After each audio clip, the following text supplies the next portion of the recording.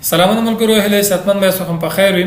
په دې ویډیو کې د پینور اکاونټ اړوند مکمل معلومات درکوم. لومړی په دا اکاونټ سره تاسو د لیدل سي ور اکاونټ اپروډ. دا اکاونټ د مکمل وریفای شوی ده، البته په افغاني آی ډي کارت د افغانستان په الکترونیکي تذکره باندې. دا خدمات موږ تاسو ته وړاندې کوو. که چا غوښتل چې پینور اکاونټ په افغاني اسناد باندې جوړ کړي، په لاندې شماره باندې تاسو کولی شئ ماته واتساپ کې میسج وکوئ. موږ تاسو په الکترونیکي تذکره یا پاسپورت تاسو په نوم باندې، تاسو په ډیټیل باندې په افغاني اسناد باندې مکمل اکاونټ جوړو وریفای کوو. اوس راځو دا اکاونټ څنګه استفاده کوو. اکاونټ کله تراله اکاونټ جوړ شو، مکمل اپروف شو، راځي په منیج باندې کلیک کړئ. په دې کې مهم به څه دی، کله چې اکاونټ ته جوړ کو تر ټولو زیات مهم دا وکړي ریسیوینګ اکاونټ دی. ریسیوینګ اکاونټ کومه کرنسی به تو ولري. دا هغه اکاونټونه دي په پینور خواله دا تقریبا دی وو هیوادو ریسیوینګ اکاونټونه ته درکوي، دی وو کرنسی وو دی وو هیوادو اکاونټونه ته درکوي. دا معنی نه لکه وو هیواده کیستو بانکي اکاونټونه ولري، هغه انټرنیشنل بانک اکاونټونه. اوس په دې کې ما ریکوست کړو، تاسو نور ریکوست کولای شئ، بنور ته ریکوست کوم. دا درې ما ریکوست کړو چې اکاونټ اپروف شي، ورسره دا ریکوست کولای شئ. ریکوست کړو دا ټول اپروف شوی دی. اپروفډ اکاونټس دا ریسیوینګ اکاونټونه دي.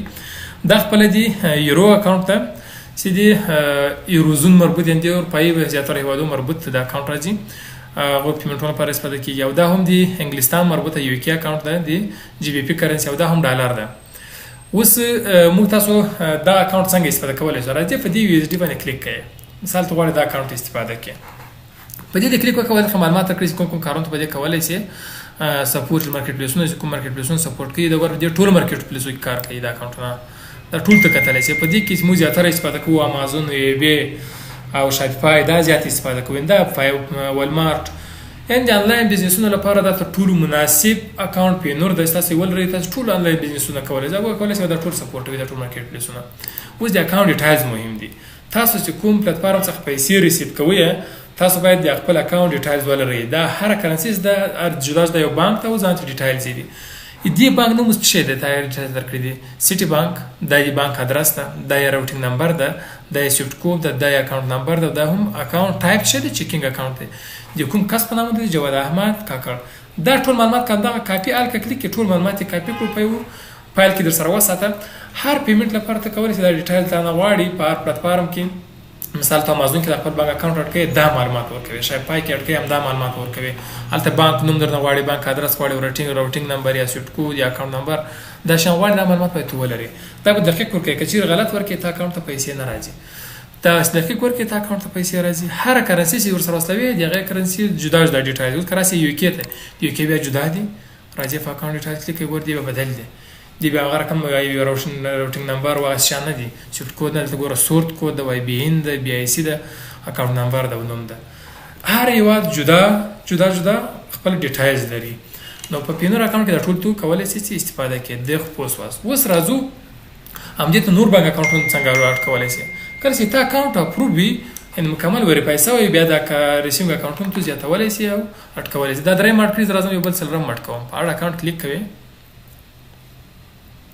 دلته درته وایي دا کومه کرنسی ته اټ کړې ده، د دغه کرنسی یو بل اکاونټ هم اضافه کولای شئ، یو بل اضافه کولای شئ. هر کرنسی ته دوه اکاونټ جوړولای شئ. که تاسو ته وایي نه زه کوم به تر اوسه پورې اکاونټ نه لرم، هغه جوړ به دا انتخاب کړئ. که مثال ته غواړئ ډالر اکاونټ یو بل اضافه کړئ، بیا به دې کلیک کړئ. مګر زه تاسو نه ډالر اکاونټ بل نه اضافه کوم، زه نو اډ کوم. درې ماډ کړئ، خو نور اډ کوم. کرنسیز آی ډونټ هاف یټ. دا به انتخاب کړئ، په نیکسټ په کلیک وکړئ. دلته کرنسی انتخاب کړئ. دا کرنسی په لم پاتې دي چې ته غواړې دا کرنسی کې اضافه کړئ.